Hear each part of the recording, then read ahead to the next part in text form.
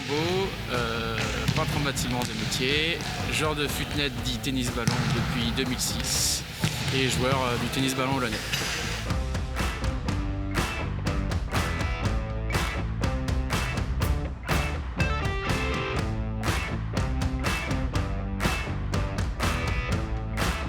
J'avais commencé avec le foot, j'étais à 11 de base, et après j'ai basculé sur le tennis ballon, marre de l'hiver, l'été, la préparation. Donc après j'ai très vite basculé à l'âge de 18 ans au tennis ballon à temps complet. Moi je viens des Sables d'Olonne, donc j'ai fait toute ma scolarité à Olonne. Juste le foot où à l'âge de... Du coup avant c'était débutant, j'ai joué à l'île d'Olonne.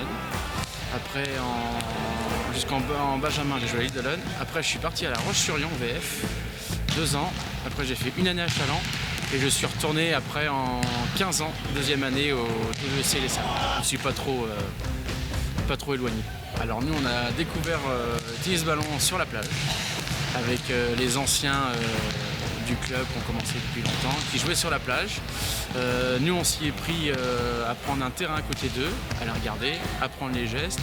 Et du coup petit à petit on a commencé à jouer avec eux et puis à faire des gros matchs. Et puis, donc après c'est venu comme ça, puis on a su qu'il y avait un club de tennis ballon du coup à Olonne.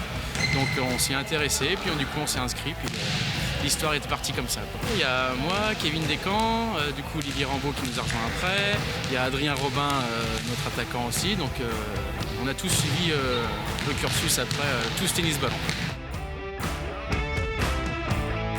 Le tennis ballon footnet, c'est un terrain de tennis, on va dire en gros, avec les règles de volley. Donc chez nous il y a un rebond, et après il y a 3 touches de balle comme au volley, non consécutives. Donc il y a une réception, un rebond, une réception, une passe et une attaque. Dans le schéma classique.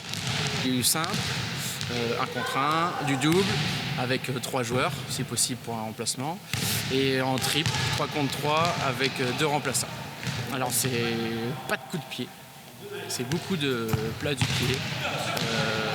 Des gestes qui vont du sol au buste. Après c'est des extensions, c'est des gestes vraiment à part entière qu'un footballeur peut avoir sur un terrain à 11.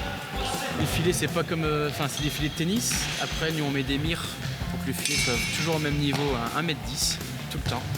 C'est la règle internationale. Après le ballon, c'est des ballons qui nous viennent de République tchèque. Exprès pour le tennis ballon, on joue pas que des ballons de foot, ils sont plus légers que les ballons de foot. Nous on était jeunes, donc du coup on a vite assimilé avec les ados qu'on regardait.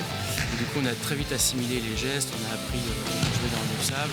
Après pour les retournées acrobatiques, on a appris dans l'eau directement pour pas se blesser, pour savoir retomber, bien atterrir et pas retomber comme un ciseau comme les footballeurs font et ils s'écrasent par terre. Nous on fait un ciseau mais on se fait pas mal, on retombe sur les jambes, quoi.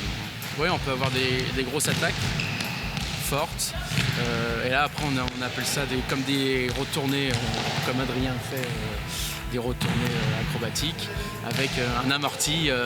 Du coup il prend la balle sur la semelle. On a l'impression qu'il va taper mais en fait il la pose sur la semelle et ça fait une petite retournée amortie, on appelle ça. Et après il y a la vrille. Donc ça on la prend vraiment extérieur du pied comme un geste et en fait le pied il tourne et en fait ça fait vriller la balle et le but c'est qu'elle revienne, elle fasse très peu de rebonds pour surprendre l'adversaire et le mieux c'est quand elle revient chez nous parce que c'est plus joli à voir.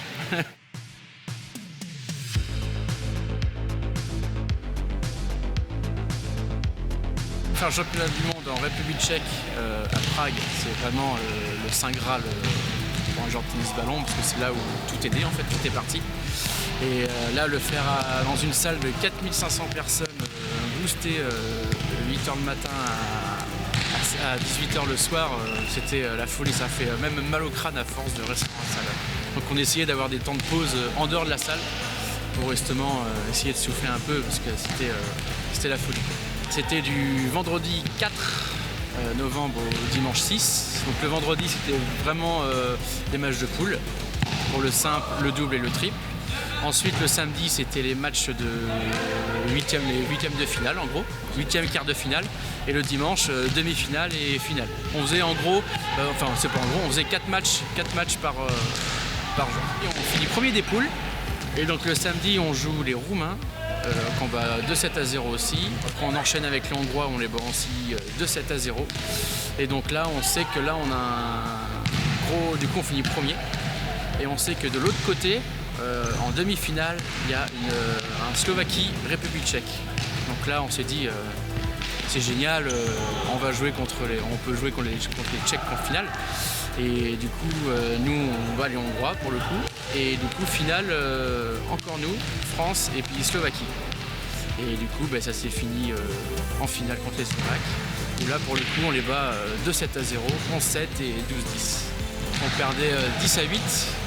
Donc on lève les yeux au ciel, on regarde le score, on dit bon, c'est pas grave, on va enchaîner sur le troisième set. Et puis là, 10-9, on revient à 10-10, on dit il y a peut-être un truc à faire ou à les déranger, quoi que ce soit. Puis là, 11-10 pour nous. Et puis on serre, on défend. Et puis du coup, ils mettent un ballon dans le filet. Et puis là, c'est l'explosion, quoi. C'est incommensurable, quoi. C'est ouf. Je partage le titre avec Vincent Voisinot d'Emerainville et Jérémy Caramel d'Issy-les-Moulineaux.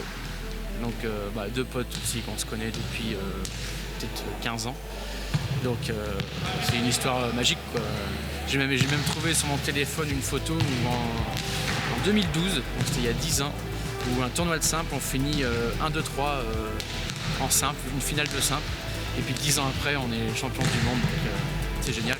On n'y croyait pas forcément, champion du monde, c'est la première fois que ça arrive on utilise le ballon français, que ce soit en double, en simple ou en triple.